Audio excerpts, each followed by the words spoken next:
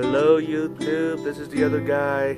So listen, if you've been following me, you would have seen that I have installed my cylinder head onto my engine block thanks to my younger brother. And so now I have just finished installing my timing belt here, which is this belt right there. And so to finish this installation, I have to torque this bolt right here. Okay, that's the crankshaft pulley bolt, and it needs to be torqued down to 181 pounds-feet of torque. This is for the Toyota Tundra 4.7 liter engine, okay, and that's the torque specification. So I want to show you something today, and it's about the Craftsman torque wrench that I bought. It's called the Digi-Click torque wrench. So let's go over there, and I want to show you how easy it is to operate it. I'm not trying to make a commercial, it's just that I'm pretty stoked about that torque wrench. And so let's go over there and I'll show you how it works. I've been using it on this engine a lot lately. So let's go back over there and I'll show you how it looks like. Okay, so this is the bad boy here, and so this is the torque wrench. It's a Digi-Click torque wrench. The model is 913919, and it's pretty easy to operate. It's a no-brainer. If you have used other torque wrench before, the clicking type, you can adapt to this torque wrench easily. So it is a battery-powered torque wrench. It's not powered torque wrench, honestly. However, what it is the power is used to for the display here, and also to tell you the setting when you're adjusting the torque. So really, it's a very simple tool to use. Anybody could use this, and it feels really solid, I'll be honest with you. Okay, it doesn't rattle like the cheaper end torque wrench that you buy at your local auto parts stores. So anyway, to turn this thing on, you press the red button and it comes on. What I like about this is that there's a backlight, okay, that comes on, so when it's dark you can actually see the number very clear. This right here is a option button, okay, so that you can change the units. Like for example, right now it is set at 26 foot-pounds, and press that again, it's set at inch-pound, and then here it is set at Newton-meter. Okay, so we want it to be at 26 foot-pounds. Okay, so to adjust this, okay, all you do is pull. Oh no, we want it to be adjusted to 181 foot-pounds.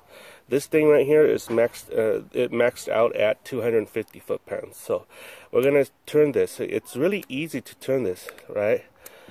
And it doesn't take much strength to turn this. And see, so right now it's going to 65, 70, 75. So we are targeting 180 foot-pounds of torque, and it's really easy to turn. I've used other where it's let's see, as you turn to more poundage, the knob here becomes harder to turn. So okay, so it's at 180 foot-pounds, and it's really easy to turn.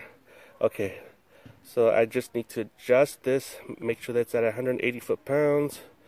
Okay, so, and then click this in, so it's 181. Okay, so just press this thing in and we're set. So let's go and tighten this thing in, okay? Okay, so here we are underneath the car, and my little chain here is used to bite this thing down so that I can torque this bad boy here. Oh, I forgot my socket. Be right back. Okay, so got my socket here. It is a 22 millimeter, and to adjust this so that you can loosen or tighten. It's this little knob right here. It's really easy to turn. So there you go. We are ready to tighten this thing. Okay, so I want to make this so that you can see what I'm doing. Okay, so I think you're at a good position to see what I'm doing. So all I'm doing is tightening this.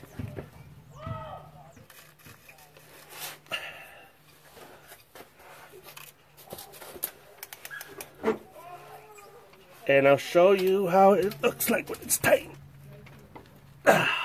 Holy smoke. That's a lot of energy. Okay. Mind you, this is 180 foot-pounds. Okay. There you go. See that click?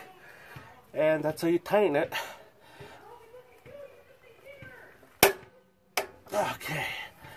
That's 180 foot-pounds of torque. Yes. So, what I like about this is that this thing has a backlight, and when it's dark, I'll tell you, it really works. So to turn this thing off, you can just press this button for a couple seconds, and it just turns off. If you forget to turn it off, it'll shut off by itself. So it'll conserve battery, and I'll show you. There you go. Press it, then it turns off, and that's how you do this thing. But now here's an advice I don't know if you care for. Okay, it's at 180 foot-pounds. So with the torque wrench, you never want to leave this thing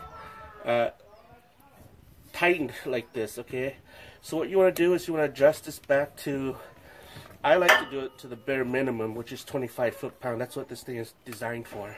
The bare minimum for this is 25 foot-pounds.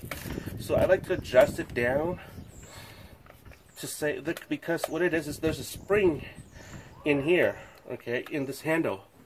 So you want to adjust it down to the minimum and leave a little bit of a tension in there, right, to save the life of the spring. And the reason why you want to do that is because this is a very technical tool, and if you don't do that, this thing will go out of sync and you'll have a crappy tool. It's just not this tool. Every tool that I found that has a spring-loaded mechanism in here to adjust poundage, every tool comes that way. You have to adjust this back to near its lowest capacity, so you'll save the tool, well, you'll save the longevity of the tool. Okay, I don't know if that makes sense.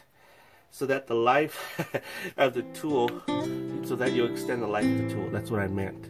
So, yeah, this is the Digi-Torque 913919. Let me know what your thoughts are.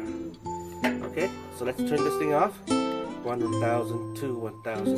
There you go. 2 seconds, it turns off. Alright, like I said, this thing feels very solid. It doesn't rattle. So, that's that, guys.